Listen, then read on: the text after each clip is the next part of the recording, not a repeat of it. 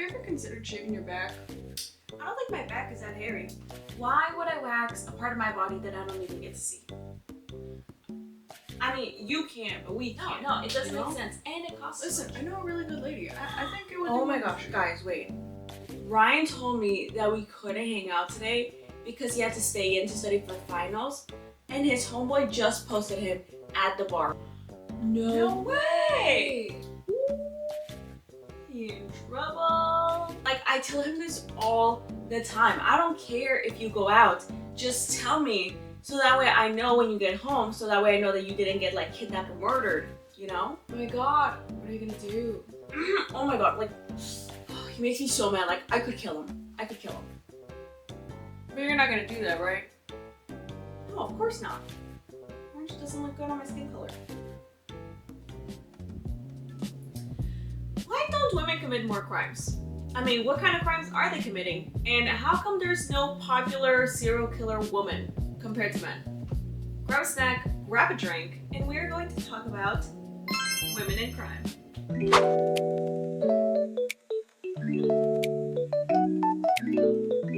So the first question on our table is, what kind of crimes do women commit? I mean, why is it so scary when a man says, just kill my girlfriend. compared to, I could kill him. I could kill him. Well, the simple truth of the matter is that women don't typically do violent crime. Research has shown actually that women are convicted of non-violent offenses, such as drugs, property, and theft for survival. In the article, Understanding Women's Pathway to Jail by Sally S. Simpson, she interviewed 351 women from the Baltimore City Detention Center.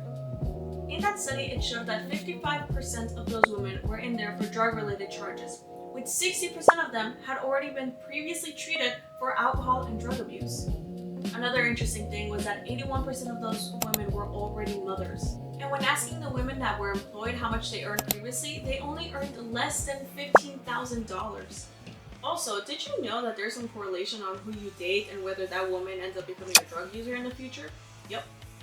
Because there was in a study done by Miriam Clark, Partner Influences on Young Women's Risky Drug and Sexual Behaviors, the article showed that young teen girls with more adverse experiences were at a higher risk when choosing a partner due to the fact that most of them were drawn by bad guys and cool guys.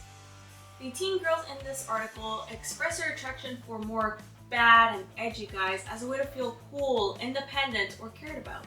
However, as you can imagine, these bad boys were doing behaviors that are inherently bad. And as a way to seem cool in front of their partners or as a way of bonding, they would also indulge in the risky behaviors that their partner was exhibiting. Behaviors such as risky sex or doing drugs. You know, that's so crazy. The first time I ever did coke was in some guy's car because he was a bad guy and I wanted to seem cool, and we did a line in the back of his 2008 Nissan Corolla. The first time, You don't do any of that anymore, right? oh my gosh, no. My mom ended up finding out and she never let me see him ever again. Points to mom. Yay, mom. Okay, so women do drugs and property crime, whatever that is. Well, property crime usually means exactly what it says. Property, things. Usually that means theft, whether that is physical items or money.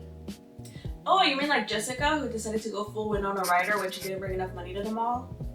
I'm a gatherer, not a hunter. It's in my DNA. Plus, I'm not falling for this propaganda. When was it ever okay to pay $80 for a sweatshirt?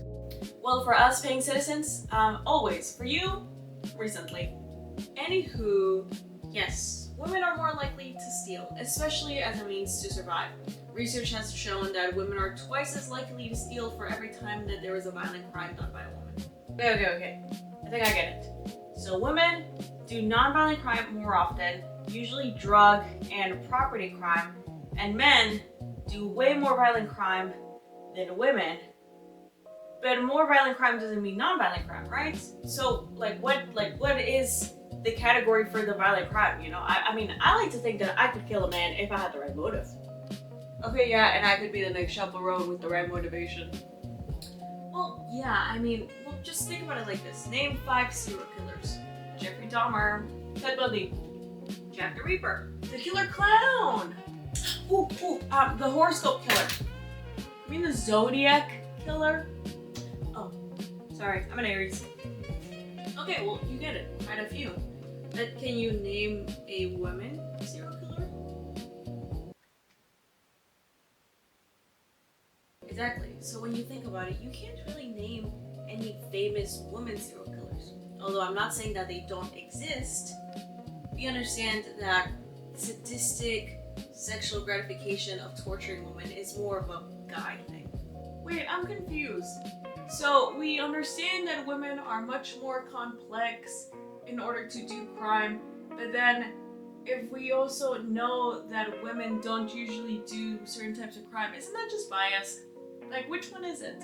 Well, to talk about women that do violent crime, it's so difficult because women only make up 5 to 7% of the general population of violent crime that is done. I mean, especially compared to men's overwhelming amount of violent crimes such as armed robbery, assault, serial murders, homicide, all the stuff that we watch on Netflix. Although it can be seen as bias to just assume that women can do absolutely no wrong and that they're always valid in everything, we also have to understand the research side. 60 to 80% of incarcerated women have dealt with sexual assault before the age of 18. So with that, it is important to acknowledge that most violent crime that includes women is a result of self-defense or protecting a child.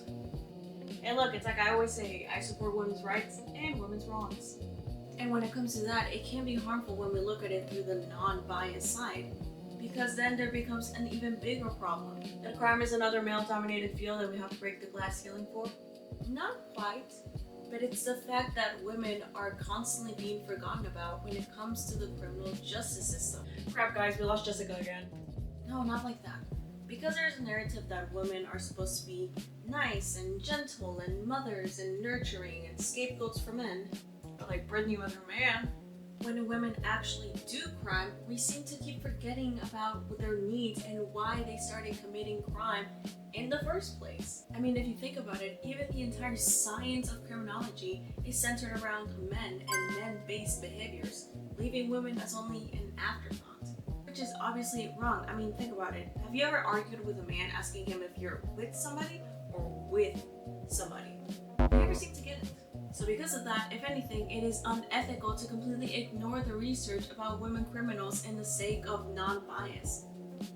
After all, it's better to give equity than it is to give equality.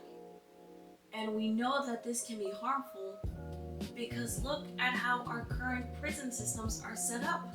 Women only make up 10% of the prison population, which means that naturally all of these facilities were created for men by men. And because of this, it lacks a lot of resources that women need, such as medical attention, resources such as mental health, gynecologists, and prenatal health care. Oh my god, I never thought about pregnant women. Yeah, a lot of people seem to forget them. It has happened more times than you think that a woman was denied prenatal health care and had to give birth in a cold, wet cell with no medication and no help. Actually, really sad. As you can imagine, many of these women were completely ignored, being told that they are being dramatic.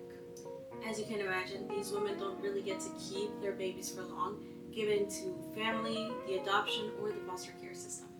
Which is not helpful because if we run it back, 50% of children in the foster care system suffer some kind of abuse. Let's remember how many women in the incarcerated system suffer of sexual assault before the age of 18. Now let's remember how many adverse girls chose unhelpful and risky partners with risky behaviors of drug usage or unprotected sex. And how many women suffer from drug abuse and domestic violence. And then how many women are pregnant while serving time. And then the cycle continues. For many individuals, being part of the criminal justice system is not just a once-in-a-lifetime instance, it is a cycle that continues until after and before. So what do we do? We fix it. We understand that there is an issue in the criminal justice system. We try and hold some room for bias. But above anything else, we continue research. we continue research, and we educate ourselves and society about the issues of mental health problems, struggling with the poverty line. We rebuild our system in a way that helps people after prison rather than keep the cycle going. The system didn't fail because people didn't care. I mean, yes, to an extent. But it failed because not enough of the right people are caring. The more that we educate ourselves and acknowledge that there is even a problem in the system, the more we can move forward and help all individuals that are still cycling through the same cycle that they have been going through for years. Guys, Brian is calling. Give me a sec. Hello? What are you talking about? Finals is this week. No, this week. We get off next week. Oh, you don't get off next week. Okay, well, see you tomorrow then. Yeah, okay, awesome. Okay. Bye, love you. You still want to kill him? Not really. So, you guys want to watch like a documentary about Gypsy Rose Blanchard and how she killed her mom? Ooh, I'll get the donuts.